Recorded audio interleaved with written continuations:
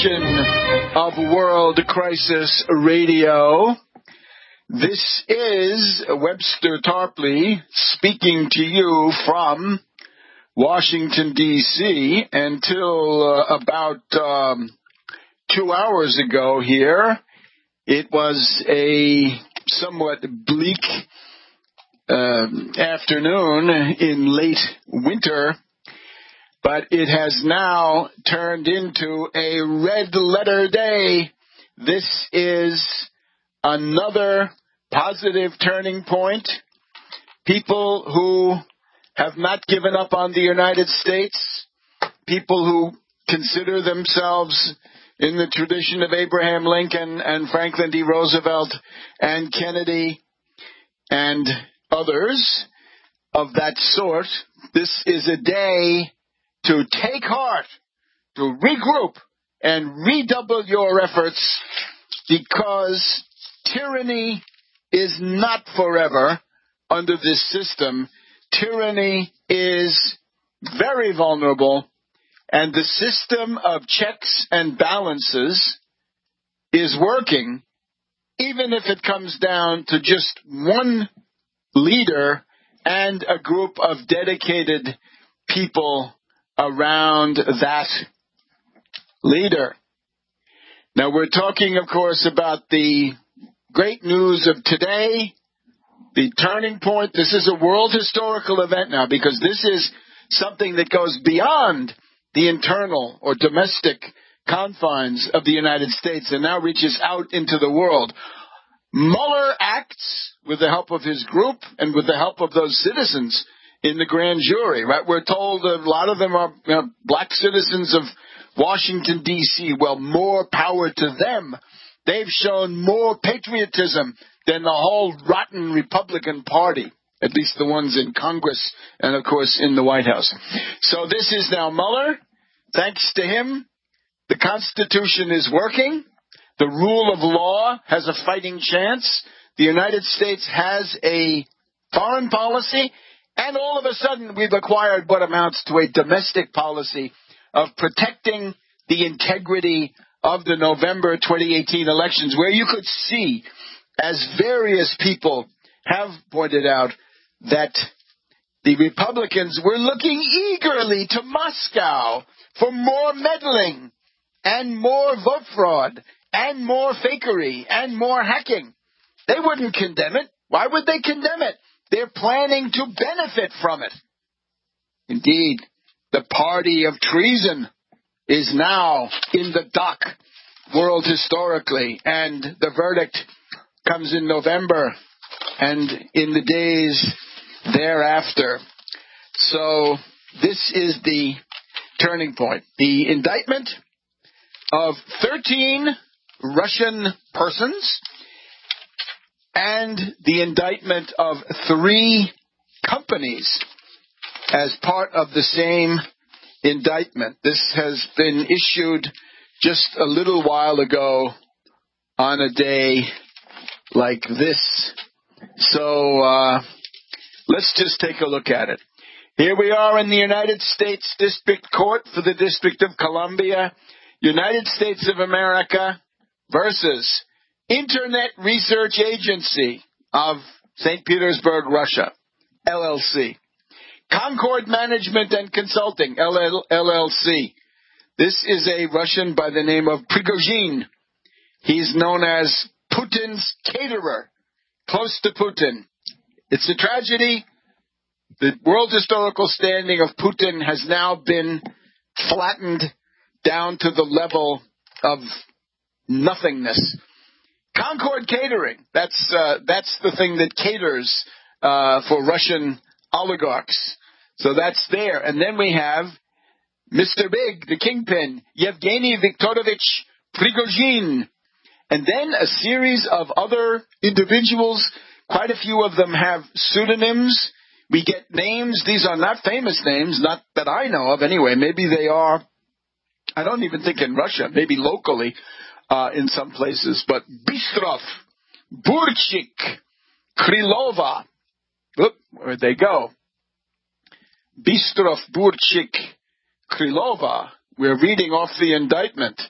Krylova, Bagachova, Polozov, let's see, Bovda, Belyaeva, Bovda, Ugly, no obvious associations, Podkopayev, Vasilichenko, Kaverzina, Venkov.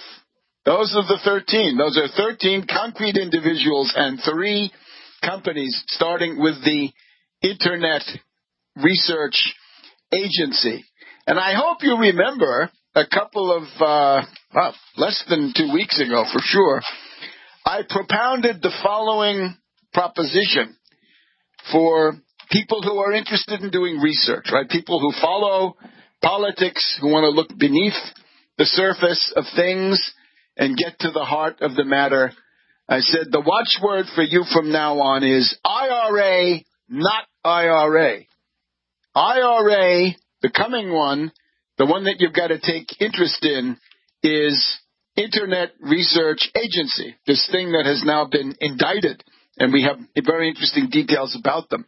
Not IRA, not the old Irish Republican Army, a bunch of washed-up terrorists, provocateurs, drunks, infiltrated patsies, double agents, God knows what. The point being, if you like to do research, if you're interested in these kinds of things, turn away from the old, low-level, low-intensity warfare kinds of terrorism. Those can be very bloody and may continue, probably will continue to be bloody and indeed to escalate.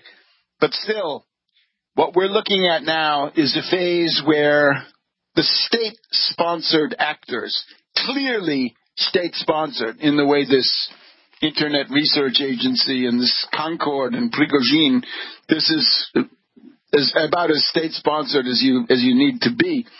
This is the immediate future, right? So if you want to do some research work, if you want to direct your attention, if you want to direct just your political thinking, it's IRA, Internet Research Agency, no more Irish Republican Army, because a lot of these things have just ceased to exist. So here's what the grand jury has approved. And let me just read you some of it, because you're not going to hear too much of this around, certainly not on Fox News or the Libertarian Hour. The United States of America, through its departments and agencies, regulates the activities of foreign individuals and entities in and affecting the United States in order to prevent, disclose, and counteract improper foreign influence on U.S. elections and on the U.S. political system. This is not obstruction of justice. It might be money laundering. We'll see about that. But it's not obstruction of justice. This is straight meddling. And I don't mean meddling at the Olympics. It's not meddling. It's meddling of the type that was done to the U.S. 2016 election. So, U.S. law bans foreign nationals from making certain expenditures or financial disbursements for the purpose of influencing federal elections. Yeah, it's a law, believe it or not. Read it and weep, Republicans. Read it and weep, Trump White House. U.S. law also bars agents of any foreign entity from engaging in political activities within the United States without first registering with the Attorney General. Another interesting provision. And U.S. law requires that if you get entry to the United States, you get a visa by saying what it is you're going to do. Truthful and accurate information to the government. We'll continue sampling this wonderful document, this triumph of research and triumph of clarity in just a minute here on World Crisis Radio. Welcome back to World Crisis Radio. We are examining, we are savoring the indictment made public today, unsealed, against 13 Russian individuals and 3 Russian companies, approved already by a grand jury, submitted by Bob Mueller and his co-workers, his co-counsel, this is now going to be put in front of a federal jury if these individuals can be apprehended. They are, of course, at this point, fugitives. The procedure will be to seek their extradition from Russia. And we'll be interested to see how the Russian government responds. The Russian government would be very well advised to extradite these people and liquidate this entire damn thing and give up on it. We'll outline a little bit later in the program what the Russian government should do to put things back on a normal level. But let's continue here with our very interesting indictment. So you can't put money, as a foreigner, you can't put money into U.S. elections. You can't engage in political activity if you're a foreign entity without registering with the Attorney General.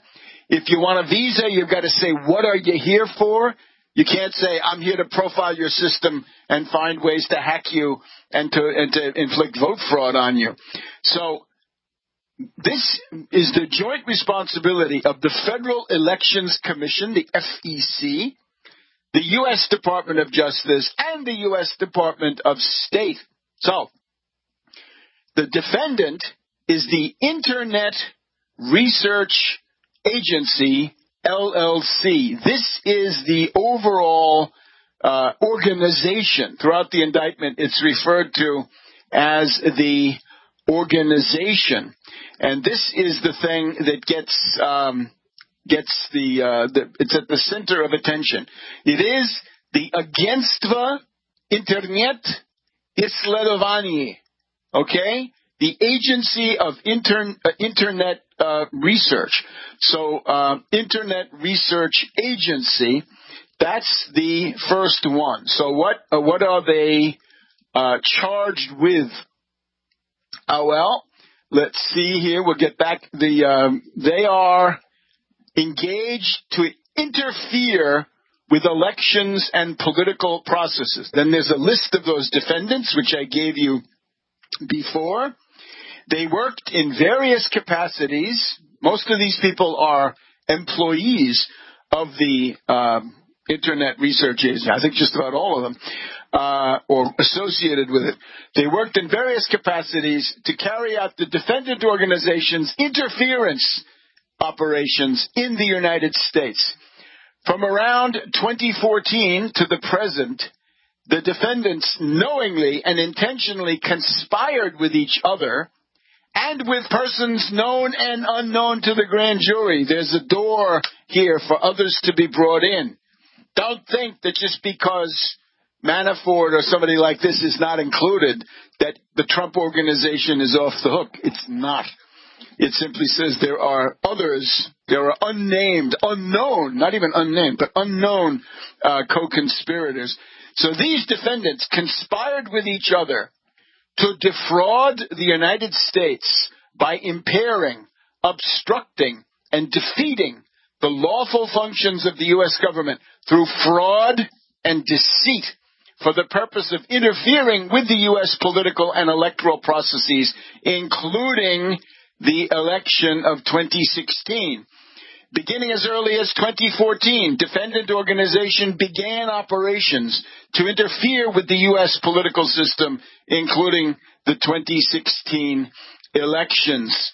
The organization, again, Internet Research Agency, received funding for its operations from the defendant, Prigozhin, and it then continued, it carried out these operations. Companies he controlled, including the defendant Concord Management and Consulting and Concord Catering. So that's all referred to as Concord.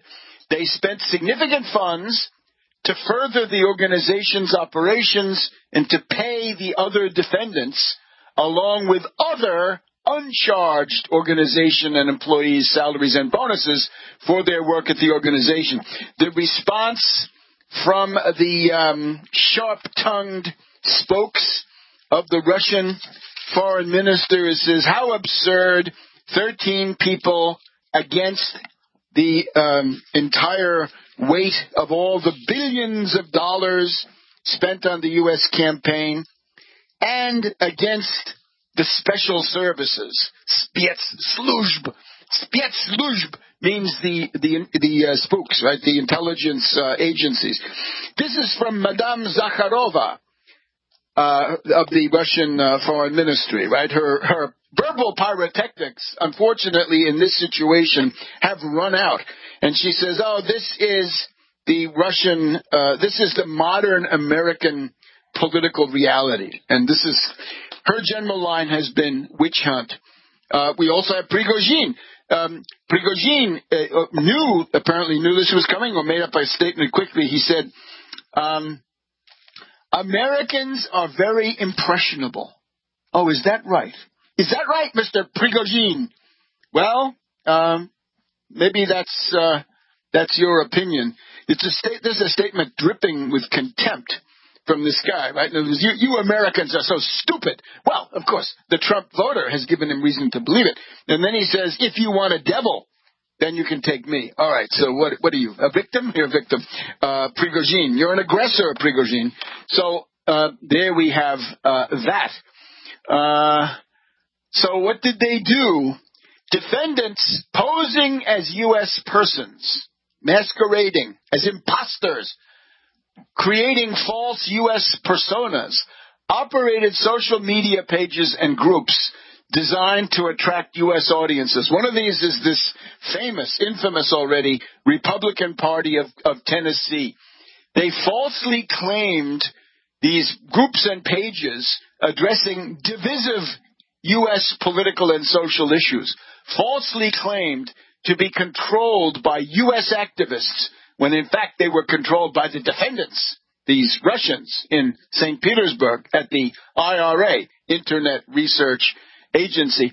Defendants also used the stolen identities of real U.S. persons to post on organization-controlled social media accounts. This is like this practice, right? If you want to go underground, find somebody who's about your age, social situation, who's just gotten killed, and assume that identity. So the social media accounts reached significant numbers of Americans for the purpose of interfering in the U.S. political system beginning in 2016. And there's more. We'll be back in a minute on World Crisis Radio. Welcome back to World Crisis Radio. Naturally, you want to keep up with all of this every day now. This is going to move fast. It's going to move faster than it has been. You've got to listen to the daily show that we do, The American System. That's Monday, Tuesday, Wednesday, Thursday, around 9 p.m. It's ready to go. You should tune in, or any other time you want, right? Anytime. So, AmericanSystem.tv, AmericanSystem.tv, AmericanSystem.tv. Now then, this effort reached significant numbers of Americans for interfering with the U.S. political system. Certain defendants traveled to the United States under false pretenses. They lied, perjury on visa applications. Serious matter. For the purpose of collecting intelligence to inform the defendants' operations. Defendants also procured and used computer infrastructure based partly in the United States. What could that be? Could that be that computer bank that at least one campaign we know of was operating down there, and that strangely bearded guy, what's his name again?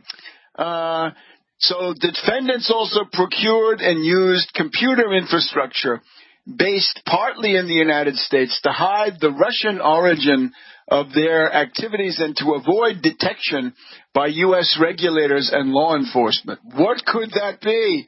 That goes in a number of directions. I'm thinking from Manhattan to the southwest. Defendant organization had a strategic goal to sow discord in the U.S. political system, including the 2016 U.S. presidential election. Let me just interject parenthetically. Think wedge issues and think who in the United States uses wedge issues. Defendants posted derogatory information about a number of candidates, and by early to mid-2016, the defendants' operations included supporting the presidential campaign of then-candidate Donald J. Trump, paren, open quotes, Trump campaign, close quotes, close paren. I got to say this again. Defendants, originally at the beginning, the defendants posted derogatory information about a number of candidates, and by early to mid-2016, the operations of these defendants included supporting the presidential campaign of then-candidate Donald J. Trump, the Trump campaign, and disparaging Hillary Clinton. And think of all the useful idiots, or worse, who eagerly joined in. The alt-left, the alt-right. Defendants made various expenditures to carry out these activities, including buying political advertisements on social media in the names of U.S. persons and entities. Defendants also staged political rallies in the United States while posing as U.S. grassroots entities and U.S. persons. We would say AstroTurf, without revealing their Russian identities and organizational affiliations. They solicited and compensated real U.S. persons to promote or disparage candidates. Some defendants, posing as U.S. persons and without revealing their Russian associations, communicated with unwitting individuals associated with the Trump campaign and with other political activists to seek to coordinate political activities. Well, that's easy, isn't it? Because the Trump campaign is chock full of dupes and gulls and dummies and useful idiots and marks, with other political activists too. So it'd be very interesting to see who comes up in that category. And finally, in order to carry out their activities to interfere with U.S. political and electoral processes without detection of their Russian affiliations, defendants conspired to obstruct the lawful functions of the United States government through fraud and deceit, including by making expenditures in connection with the U.S. presidential election without proper regulatory disclosure, failure to register as foreign agents carrying out political activities within the United States, and obtaining visas through false and fraudulent statements. Now, up to now, you might say, well, when it comes to pushing back against Russian meddling, the U.S. is a pathetic, helpless giant, a dumb giant, complete appeasement, complete capitulation, complete groveling. And now, this indictment, this is exemplary. Hey, you people in Germany. Hey, you people in France. How about Italy? You've got to act now. Election coming up. The British, right? You think your Brexit is sacrosanct when these creeps were all over it? Because they were. Divide and conquer. Anything to bust it up, right? Bust up NATO. Bust up the European Union. Bust up anything you can get your hands on. I'm sorry, no.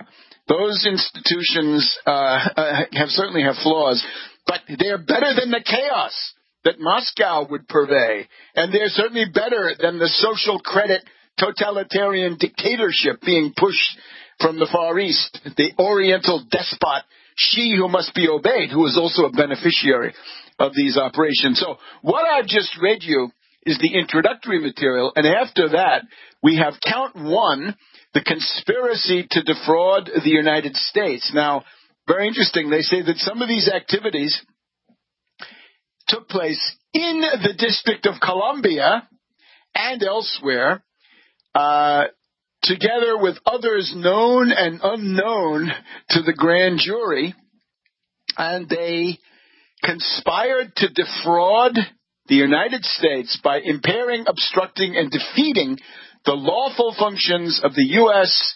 Federal Elections Commission, the Department of Justice, and the Department of State in administering federal requirements for the disclosure of foreign involvement in certain domestic activities. And now, as we get into the list of the defendants, we find out about them. Now, there are other entities in addition to Internet Research LLC.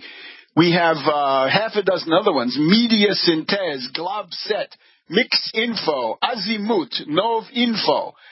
This all was being done from an office in St. Petersburg, Russia, Savushkina Ulitsa, Savushkina Street, 55 Savushkina Street. Now, where is this? None of this is mythological. It's very concrete, remarkably so. It turns out that this is from the center of St. Petersburg, places like the Admiralty, the Hermitage, the Winter Palace, right, the Great Art Museum. You go get on the subway, get on the M5 subway line, the purple line, and you go almost to the end. You go to the Staraya Derevnia metro stop, the old country metro stop, and there you are in a neighborhood called Olgina,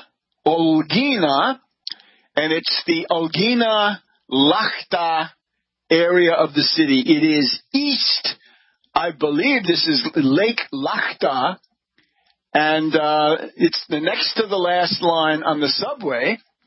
But let me just add in a little bit of detail here. This is the location's organizational hub, employing hundreds there, and who knows how many, hundreds or thousands elsewhere. We'll be back in just a minute. Welcome back to World Crisis Radio. Just at least one more segment we got to devote to this landmark indictment, this triumph from the internal point of view, and also, of course, because of the strategic importance of what this represents, right? The United States is not a helpless object adrift on the ocean of adventurers and grifters, even though those seem to occupy the highest posts, but their tyranny is not going to be eternal. So, against the Internet Исследования, Internet Research Agency, LLC, it's engaged in interference. That's its purpose.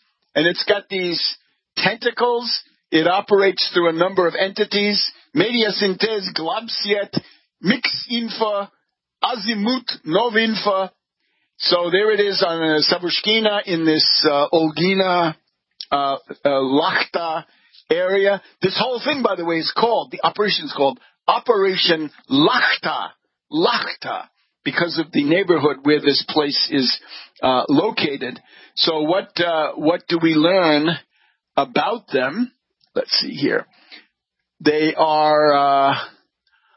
operating there, and we've heard about the successes of their operation, seeking to sow political discord. But once again, let's rub it in, right? Rub it in, supporting the presidential campaign of then-candidate Donald J. Trump. That's the Trump campaign, and disparaging Hillary Clinton. There's an absolutely clear partisan edge to this. No way to get around it. And, of course, these cable TV guys say, well, Trump will never admit that because that would mean that this undermines his legitimacy. Yeah, it does undermine his legitimacy. What kind of mandate do you have if you're losing the popular vote and you've also got this smelly bunch of degenerates in your corner? So those are there. We went through the tentacles. Their goal was to interfere in the U.S. 2016 election. Let's just give them some interesting facts, fun facts. The organization employed hundreds of individuals online, the creators of fictitious personas, technical and administrative support personnel. The annual budget is millions of U.S. dollars. The organization was headed by a management group and organized into departments, including a graphic department, data analysis department, search engine optimization department, information technology department, digital infrastructure, a finance department to operate funding. Their mission statement, their charter, to conduct, quote, information warfare against the United States of America, close quote. Alt-left, where are you? What do you say to that? You're going to roll over for that? Through fictitious U.S. personas on social media platform and other internet-based media. Within this, there's a department called the Translators Project, which focuses on the U.S. population and operates on YouTube, Facebook, Instagram, and Twitter. Those have to be regulated, dear friends. They have got to label where it comes from. If you listen to a political ad on your local radio, it says, my name is Joe Blow, I'm running for this, and I approve this statement. That's got to be on there. No more fly-by-night stuff on the Internet. Do no evil. You've done plenty of evil. And interfering with the stated goal of spreading distrust towards candidates and towards the political system in general.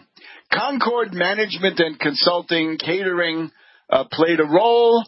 It's a large operation referred to internally as Project Lakhta, L-A-K-H-T-A, I guess, transliterated, huh? Transliterated. So the monthly budget, by September 2016, they're spending $1.25 million U.S. dollars per month. Okay, 73 million rubles. And there's also then another 1 million rubles in bonuses. Okay, and on we go. And now we have the bank accounts. The bank accounts were held in the name of Concord affiliates, Glavnaya Linia, but Mainline, LLC, Mercury, LLC, Obshepit, LLC, Potential, RSP, ASP, MTT, Complex Service, Culinaria, that's interesting, Almira, Pishevik, Galant, Rakiets, Standard. Those are all the bank accounts that were opened in various banks. And Prigozhin, he's involved. They actually they staged a photo opportunity in front of the White House. They arranged for a real U.S. person to stand in front of the White House in D.C. under false pretenses to hold a sign reading, Happy 55th Birthday, Dear Boss. And that was apparently this Prigozhin. And now we go into, at this point, we're up to about paragraph 13 of this. We're now at the point where it gets into the indictments of the individuals, starting with Mikhail Ivanovich Bystrov. He was part of this group starting in February 2014. We'll get to this in future programs, but you get the idea. Get a copy of this. You go right to the Department of Justice. Department of Justice, little bit left of center there. It's visible as soon as the page loads. A little bit to the left. Read the indictment. Read it. It's important. And let's just a little bit more of the background here. We're talking about the Algina. These were known as the trolls from Algina. The trolls from up there, a little bit north of St. Petersburg, a little bit on the way to Finland. I'm reading here etymologically the word Lakhta seems to derive from a Finnish word. It was a non-Indo-European word meaning little island. But here, once again, if you look up this Internet Research Agency on Wikipedia, and here we find the interesting fact that they actually put out want ads. This was not secret. Where was our CIA? Where were our FBI people, right? This is the big strategic stuff. So in Olgina, according to Novaya Gazeta, and this is cited Novaya Gazeta, the 9th of September 2013. So a want ad was put out on social networks, a want ad. And here's the blurb. Internet operators wanted. Job at chic office in Olgina. Chic. It's going to be chic, elegant. Salary, 25,960 rubles per month. That's $780 at the time. Task, posting comments at profile sites on the internet, writing thematic posts, blogs, social networks, reports via screenshots, individual schedule. Payment every week. You get paid weekly. 1,180 rubles per shift. And the shifts go from 8 o'clock in the morning until 4 o'clock, from 10:30 until 6:30, and from 2 o'clock until 10 o'clock at night. Payments every week and free meals. Free meals, free breakfast, free lunch, free dinner. Official job placement or according to contract at will. Tuition is possible. So this has been going since September 2013. It was situated in a white cottage. It's just some minutes from Staria Derevnia. The Olgina railway station is there. Workplaces for troll employees were placed in basement rooms. And, well, there you go. So they're indicted, and the 13 Russians with them. It's a turning point. We'll be back with our next hour here in just a minute.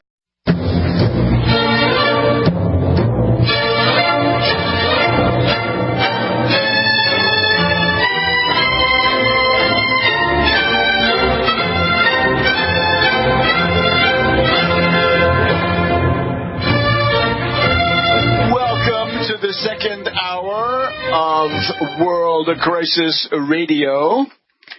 This is Webster Tarpley speaking in a overcast Washington, D.C. It's actually a snow sky. It's supposed to be some snow tonight, but the situation is illuminated by a lightning bolt in the gathering gloom, and that's the indictment of 13 Russians and 3 Russian companies, and we're going to go through more of this, but we don't have time to do all of them after the first couple of counts on the first couple of individuals as we've done it. Now, once again, this is just a little bit north of St. Petersburg, the next to the last station on the M5 Purple Line. It's a beautiful subway system, no doubt about that. And looks like you could commute up there and you could get the chic place to work that you wanted, right? You're a cosmopolitan elitist working there. 1,000 paid bloggers and commenters in a single building, many more remotely farmed out. It had been 600. It went up to 1,000. Every commentator has a daily quota of 100 comments and posts. They do domestic stuff for Russia, LiveJournal and Vkontakte. The subjects, all the typical ones of the Kremlin. 12 hours a day, you skip a day. So every other day you do 12 hours. Your quota is 10 posts per shift. Each post has to be 750 characters. 126 comments, if that's your specialty, 2 posts per account, and you get the idea, right? And all of this is for, what, $800? Plus, though, you can earn bonuses, right? And we'll get into it, right? One of the classic ones is that Tennessee Republican Party. But they set up events. They set up a pro-Trump event, and they set up a competing anti-Trump event with the hopes of getting some kind of clash, I guess, if that's at all possible. So that is what you're dealing with. Now, look, let's look at Mueller now. It's a triumph of research, but also of strategy. This is an action today which totally outflanks the Trump White House, Trump personally, the reactionary Republicans, because this is in detail. This is detailed, accurate information, fact, quote, name, date, all in there. Read it. It's 40 pages or so. At this point, any attempt to fire Mueller means if Trump fires Mueller, then Trump is a traitor. That's what it means. If you fire Mueller, then you're a traitor. That's what it means, if that's what you do. Because now you're not just refusing to defend the United States. You're harassing people who do defend the United States.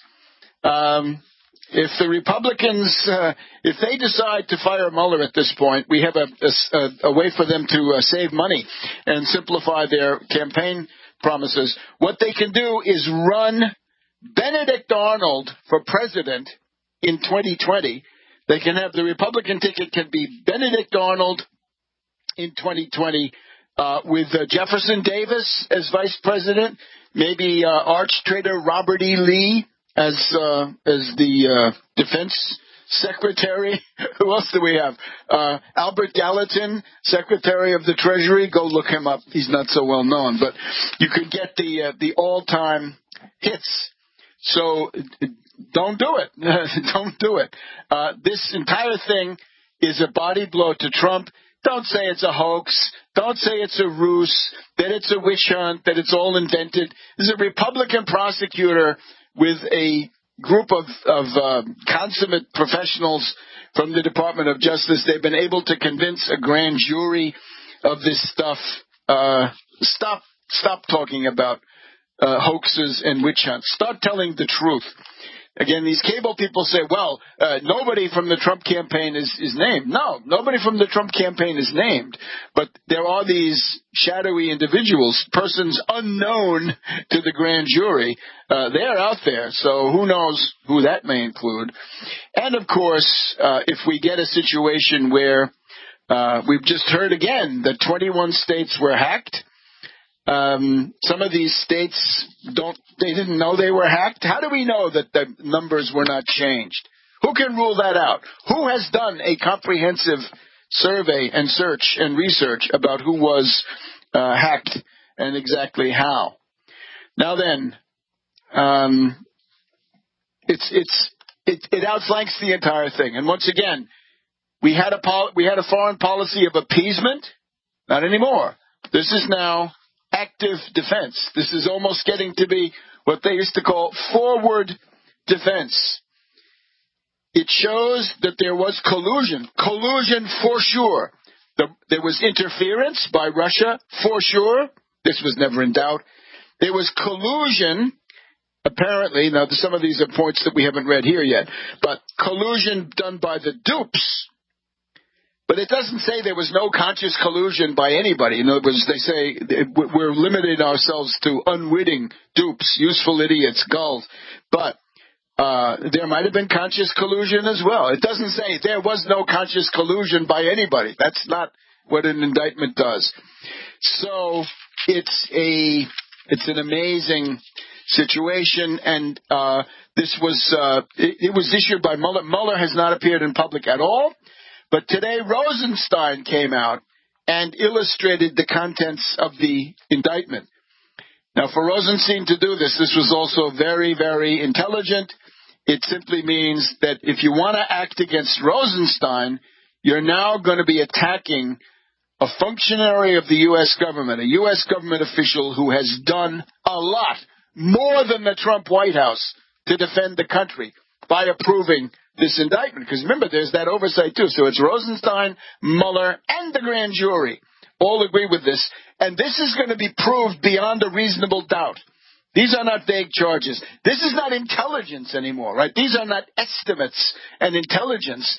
This is now courtroom quality, conclusive evidence under the U.S. rules of evidence. No hearsay, all direct. You get the idea. So there is more than probable cause. The entire development of this scandal so far is outflanked. And at the same time, we've got this guy Rick Gates, who seems to be, at least according to CNN, he's in the process of flipping. He's in the process of flipping. He's going to become a cooperating witness, and he's going to be working with Mueller in exchange for some benefits, one would think. That is at least the CNN report. Now, I have to stop and say something about Mueller. You may have heard of the episode of Roman history. It's been famous for centuries, millennia. It's called Horatius at the Bridge. This is an attack on the city of Rome on the part of the Etruscans, Lars Porsena of Clusium, and these are the Tarquins. These are the kings of Etruria, and he decides that he's going to wipe out Rome. So he attacks Rome, and he's stopped by one man, primarily one man with two associates. That's Horatius and his two associates. Are we seeing something similar to this? Back in a minute on World Crisis. Welcome back to World Crisis Radio. Webster Tarpley here in Washington, D.C. So, Horatius at the Bridge. And the idea is the Tiber goes through Rome, and over in the Trans-Tiber, right, Trastevere, the side where the Vatican is today, the Vatican Hill was there then too. There's a first battle fought, and the Etruscans defeat the Romans, and they drive them back to the Tiber, and in particular, they drive them back to a strategic bridge. This is like the bridge at Remagen. Right? This is a famous epoch-making bridge, because what's at stake here is the destruction of Rome. So this is the Pons Sublicius, or Pons Sublicius. It is a bridge, was a bridge across, it's a wooden bridge across the Tiber. It is south of the island in the Tiber. There's still the island in the Tiber today. It's south of that along the Tiber. It's just the western end of the bridge is south of the Roman Forum, and it's just about due east of the Palatine Hill. So there you are. You're in the heart of Rome, right? They would have been in the heart of Rome. So here in the late 6th century BC, the Etruscan attack arrives, and the Romans are in disarray. They can't defeat the Etruscans on the Trans-Tiber, the Vatican side of the river, so they've got to retreat, and then they got to blow the bridge. Here we are in a bridge too far, right? Market Garden, Arnhem. The bridge has got to be not blown, because they can't do that, but it has to be torn down. So here's the situation. The consul says, in here, I'm going to read to you from the poem by Thomas Babington Macaulay, Horatius at the Bridge. Thomas Babington, Lord Macaulay, famous British historian, 1800 to 1859. So, out spake the consul, this is the Roman commander now, this is the top boss of that day. Out spake the consul roundly, the bridge must straight go down, for since Janiculum is lost, naught else can save the town. Janiculum has a hill over on the Vatican side. So what are you going to do? It's going to take a while to chop up the bridge. The consul's brow was sad. The consul's speech was low, and darkly looked he at the wall, and darkly at the foe. Their van will be upon us before the bridge goes down, and if they once may win the bridge, what hope to save our town? So fortunately, Horatius is there. He gives a speech about how everybody dies, and the way, if you're going to die, you might as well do it defending your homeland. And he says, Horatius says, "Hew down the bridge, Sir Consul, with all the speed you may, and I, with 2 more to help me, will hold the foe at bay. In yon straight path 1,000 may well be stopped by 3. Now who will stand on either hand and keep the bridge with me?" So forward comes Spurius Lartius and Herminius, and the 3 of them go to the Vatican side of the bridge, and they hold off the masses of Etruscan troops. And at a certain point, the bridge begins to go. The 2 others, other than Horatius, run back across the bridge, but Horatius stays and keeps fighting, and he kills a lot of the heroes on the Etruscan side, and eventually he has to dive into the river and swim back across, and he survives. And they give him as much land as he could plow out with a day's worth of plowing. So of course, there's a scene where he prays to the Tiber. He says, "Take me, Father Tiber. I'm just a Roman," and he's swept by the current. But then he makes it, right? And at the end, that this is a legendary folk hero of Rome, and in the Roman Forum, plain for all folk to see, Horatius in his harness, halting upon one knee, and underneath is written in letters all of gold, how valiantly he kept the bridge in the brave days of old. So he becomes a legendary hero of the Roman hearth. Well, here we have a cynical and scurrilous age. The postmodernists have taught us that there's no such thing as heroism, that everybody is a bum, openly or secretly. Well, we reject that. We think that the days of human greatness are not over, and we are glad to see Mueller fighting in this highly intelligent way to protect this country from subversion, especially when the official organs of government have failed. They've been sabotaged. They no longer exist. So we'll be studying that indictment for days and days to come. But it has now become, as I said before, much, much more difficult for any Republican thug to interfere with Mueller. That's going to be much harder, because you do that, you're openly allying yourself with an evidently hostile foreign power. I regret this. I couldn't be more appalled by the stupidity, frankly, of Putin. Why do this? This was absolute folly. This was breathtaking recklessness. No reason to do this. All the work that Putin had done, and he had done some good work, out the window. And that's, perhaps we can think about Benedict Arnold, right, who won some battles for the United States, practically in the American Revolution. But then it was all over, because finally, once you take the path of betrayal, then you've done it.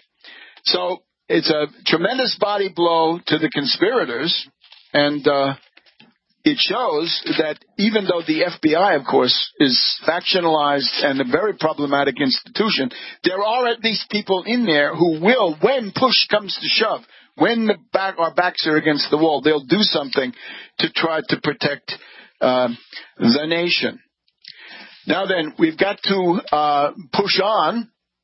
The next step is this, precisely this thing that the FBI had received a timely warning about Nick Cruz, the shooter in Florida, and of course they did nothing. And this, I'm afraid, this is a characteristic of the FBI that we have stressed at every turn in this situation. We'll be back in a minute.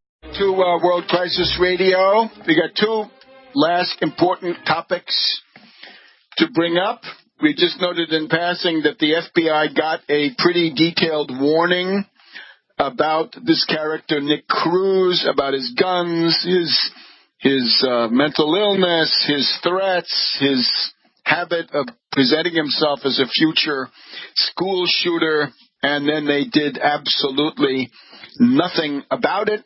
Look, the FBI is what it is, especially when you're talking about the lower reaches, right? Their practices of using agents and provocateurs. We've documented these things over the years. The FBI needs a thorough reform and actually a purge of some of these networks. In other words, the FBI New York field office under the influence of Giuliani that kept putting out those leaks to Bret Baier of Fox News in the week before the election, Hillary will be indicted, Hillary will be indicted. That's the FBI that needs to be purged. Those are the ones, the malfeasance and the nonfeasance. On the other hand, when you're dealing with an obviously very aggressive enemy, you essentially got to turn to the counterintelligence that you have, and not perhaps to the counterintelligence you wish you had.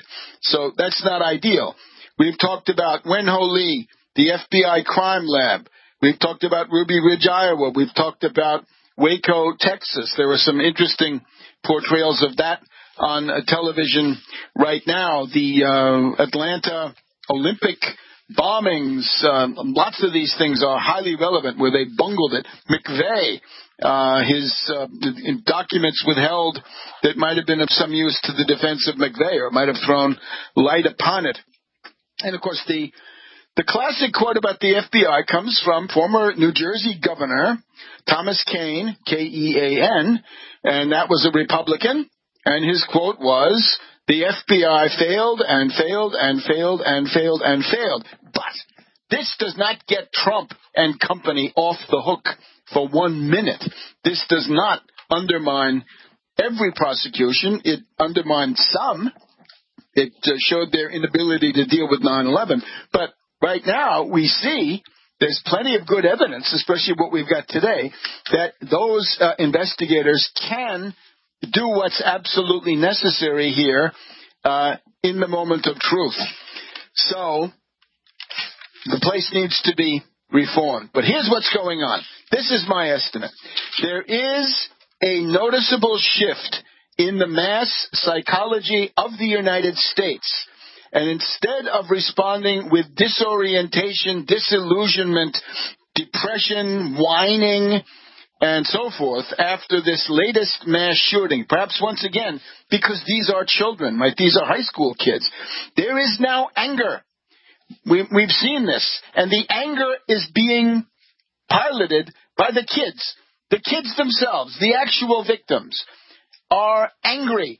And they're saying that they don't want to tolerate this anymore. They're saying, take your hopes and prayers and get them, shove them, basically. We don't believe you. It's hypocrisy. What we want is to ban certain kinds of guns. We want action to reduce this availability of guns.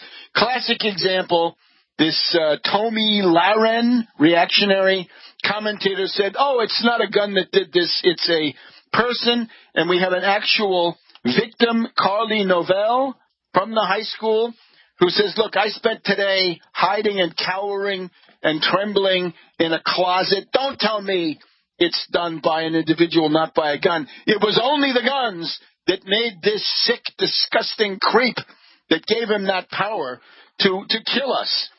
And that's the response. There's now going to be anger. And remember, it's not just Congress, it's the Republicans in Congress.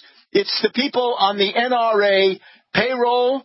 In the 2016 election cycle, the National Rifle Association gave $5.9 million to Republican candidates, $106,000 to Democratic candidates, and that's not counting about $21 million that they put into electing Trump. So the Republicans are complicit in these actions, right? They've got blood on their hands. Lifetime totals: McCain of Arizona, $7.74 million. Burr, $7. This is our great Hero from the Senate Intelligence Committee, $7 million. Blunt of New Jersey, $5 million. Tillis of North Carolina, $4.5 million. Cory Gardner, almost $4 million. Buck, Young, Simpson, Gianforte, French Hill in the House with at least 300,000 each, some of them over $1 million. So, and we have to, I look at this now from the point of view of our project. The Republican Party has got to become extinct. And we've always talked about the supply line of money coming from the billionaire mega donors, the multi-billionaire mega donors, to the Republican Party. That's their supply line. There's also a question of ideology. This gun stuff is an ideology. It's about 3% of the population who own the vast majority of these guns. It revolves around this crackpot libertarian theory that with guns you're defending your liberties. You're not. This is corporate money. This is dirty corporate money from the merchants of death. The people who manufacture these things, they see that gun sales dwindle. They've got to keep whipping up hysteria. And I think they've come to the end of the line. They're hitting a brick wall right now. The shift in U.S. mass psychology. I have not been interested in this issue for a long time. I'm now changing. I'm saying that you might as well you should put forward gun safety demands, because this is now going to be feasible. And it's part of the general breakup and discrediting of the Republican Party under Trump. My program, I say assault weapons should be banned. Kalashnikovs, AK-47s, these AR-15s, those banned. Military weapons banned. Look, tanks are banned. Flamethrowers banned. Machine guns banned. Mortars are banned. You can't own those. Weapons of war kept out of civilian society. Sorry. No bump stocks. No way to make those residual assault weapons into machine guns. None of these super capacity magazines. And finally, a comprehensive background check, including gun shows, including the military, including everybody. I think that's moderate. That doesn't take anything away from somebody. What we're seeing is that the guns that are in circulation, they're not in circulation. They're owned by individuals, these gun owners, gun collectors, and it's true. Those tend to be relatively law-abiding.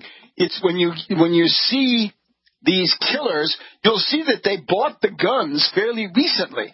And if they couldn't buy the guns, that would then make it much, much more difficult. So I think as part of the campaign to put an end to the influence of the Republican Party, to break their power in Washington, to break their power in the House, the Senate, and the presidency, it is time now to take up this issue of obvious gun safety. No more Wild West.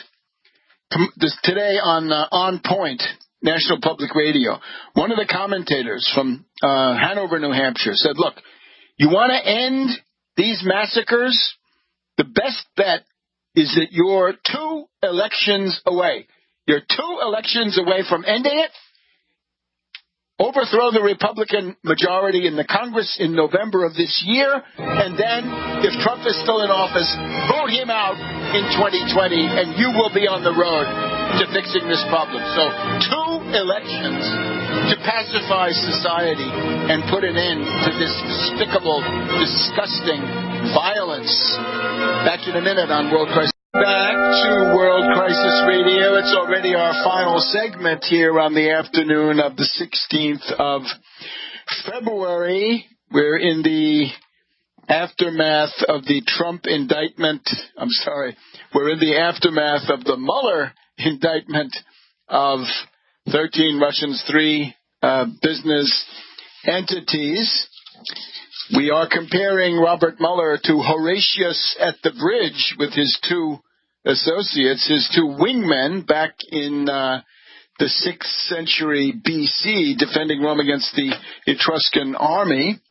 Had to have time to cut down the bridge, so somebody had to hold the eastern edge, the eastern end of the bridge. And those three did it against the entire Etruscan army. We're noting that there's a shift in mass psychology here in the United States. The leading edge are the kids from the high school that was terrorized by this mass murderer. Instead of impotence, pessimism, demoralization, disorientation, we are seeing righteous anger directed against these Republican frauds. Keep your thoughts and prayers to yourself. I don't want to be in your thoughts and prayers. We want concrete reforms. Generally, I think an assault weapons ban, no bump stocks, no huge magazines, and an actual comprehensive background check system, including your gun shows. It's enough. Limbaugh is running scared. Limbaugh has to go on there and say, well, these are good kids. They're good kids. But you have to understand, they're just kids. They don't know. He is running scared. And at stake, of course, the destruction of the Republican Party as this horrendous force in American life. What's your issue? Healthcare? Taxation? National defense? Security of state secrets? Concerned about that? Like, Hillary's emails? Well, what do you got? 120 people in the Trump White House working very late in the day end of last year, with no security clearance, or at least one of these threadbare interim ones. It is one of the pipelines that brings in all this money, essentially based on the figures you can see on the internet. If they put 6 million into congressional elections and 21 million into supporting Trump, well then that's 27 million, and that's a good chunk of change. You take that away, right? You make that more difficult. You discredit this organization and their running dogs, and you've really done something to fix the U.S. political system. Because remember, it's apparently 33 or 35% of Trump supporters. It's actually less. It's really more like about half that. 17 or 18% are the hardcore Fifth Avenue fanatics, right? The ones who wouldn't care if he shot somebody. And that is magnified by what? By money, by these huge sums. Also, as we said, by this crackpot gun ideology, which it appeals to the sexually impotent. There's no other way to put it. It's a kind of ersatz equipment that they seem to feel that they need. So these are sick puppies, as has been said. Now, the other one is, well, what about bipartisanship, right? Look, you can forget bipartisanship. Here's what we have. We have to look at the question of how bipartisanship has betrayed the dreamers. Look, it's been tried. This is now the test. 4 immigration bills on the Senate floor, all 4 of them failed. And this was bipartisan. Here's a bipartisan bill. Coons of Delaware, he's a real right-of-center Democrat, I would say. He really believes in bipartisanship, though. He's a fool, but he believes in it. Coons. And McCain, a liberal Republican. So there we have a right-wing Democrat and a left-wing Republican, believe it or not. And this is 1.8 million, get a path to citizenship. They can stay. No money for Trump's border wall. 52 to 47. Okay, so that goes down. The second vote is this guy. We've always called him Toomey the Tumor from the Club of Growths. He's a malignant representative in the Senate. This is not about DACA, not about the border, not about the wall, not about that.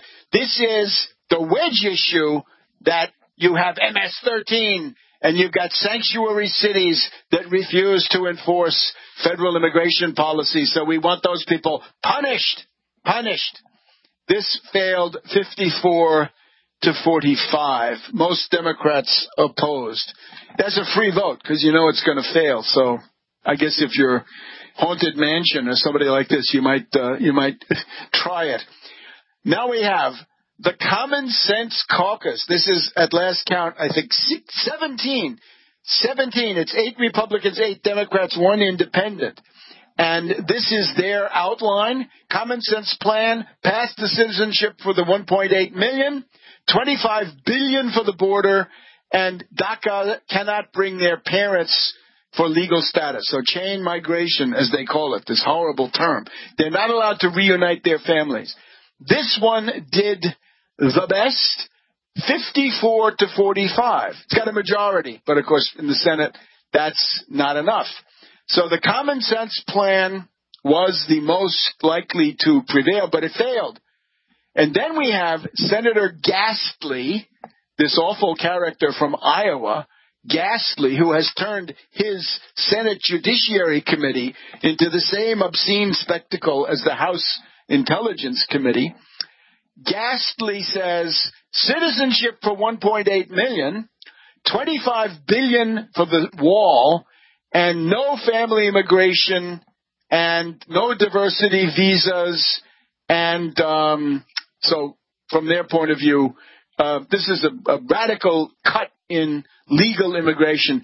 That did worst of all, 39 to 60. And it's interesting because that was designed to translate into legislation the demands of Trump. So Trump has created this crisis of the dreamers. March 4th, March 5th. Fortunately, 2 federal judges, count them, not one, but 2 federal judges say, no, you don't. No, you don't, Trump. Not so fast. Halt. But that's, of course, that could fall as soon as Gorsuch gets his filthy paws on the case in the Supreme Court. That could easily turn into a mass dragnet. We warned last year about totalitarianism, about boxcars, cattle cars, holding cells, holding tanks, soccer stadiums, all this stuff. But anyway, look, the centrist effort was conducted. This was centrism. It's a failure. So let us now finally put aside all talk of bipartisanship. Let nobody talk to me about bipartisanship ever. We have to talk about sweeping away this dead weight of the Republican Party, which is destroying our country. We can't have fusion power. We can't have space exploration. We can't have health care for the people. We can't have research at the NIH. Go down the list. Tell me what your issue is. All of those things that were savagely cut in the Trump budget. We can't have reasonable gun safety. Why can't we have it? Because of the Republicans and their billionaire sponsors and these extremist special interest organizations to whom they kowtow. So there's our situation. Forget bipartisanship. And if you want to do something useful, every time some stupid lout on cable news says, well, what about bipartisan? I'm talking about the commentators that they have, because this is, since they have no idea of what policy should be, they have no idea of economic recovery or expanded production. They always have to talk about the process. And, of course, as petty bourgeois, they're always going to say, well, why don't we meet in the middle? This is petty bourgeois ideology. It is obsolete. And I think you're going to find if Trump goes down to Florida, let's see the response he gets. Let's see if he's protested. Let's see if people stand up to him and demystify him to his face, because he thinks he's going to go down there on a junket and posture and pose with these poor victims. Maybe they're not going to let him get away with that. That would then be a turning point. So today is a turning point already with the Mueller indictments of 13 Russians. So we'll see you again next week. In the meantime, catch up with us every day on The American System, theamericans.tv, theamericans.tv.